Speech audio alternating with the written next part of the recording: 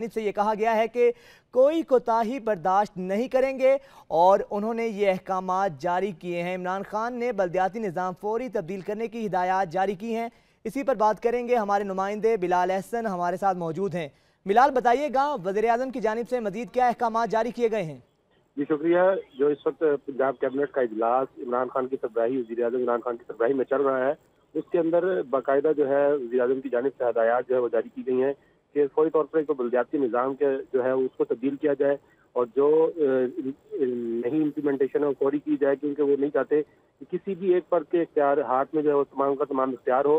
और उसके साथ साथ उन्होंने जो है वो ऑरेंज लाइन और मेट्रो बस का जो मंसूबे हैं उनके ऊपर भी जो है फौरी तौर पर ऑडिट कराने का जो है हुक्म दिया है और कहा है कि जो है इस मंसूबे का फौरी ऑडिट करवाया जाए और इनकी जो शफाफियत है वो दोबारा से जो तमाम की तमाम चेक की जाए। इसके साथ साथ इमरान खान ने वाज़ेह तौर पर हिदायत जारी की है कि जितने भी वुज़रा हैं इनको अपने अपने महकमों के अंदर जो है वो सादगी इख्तियार करना होगी और किसी भी किस्म का प्रोटोकॉल जो है वो किसी भी वजीर के साथ जो है वो नाकाबिल कबूल होगा। ये तमाम अहकामात जो है वो वज़ीर-ए-आज़म की जानिब से जो है वो सूबाई कैबिनेट को भी जारी किए गए हैं। इजलास अभी भी जारी है, वज़ीर-ए-आज़म को ब्रीफिंग दी जा रही है मुख्तलिफ महकमों के हवाले से और तो की जा रही है कि ठीक है, इजलास जारी है और अहम जो है अहकामात जारी किए गए हैं वज़ीर-ए-आज़म की जानिब से। बिलाल अहसन, आपका बहुत शुक्रिया।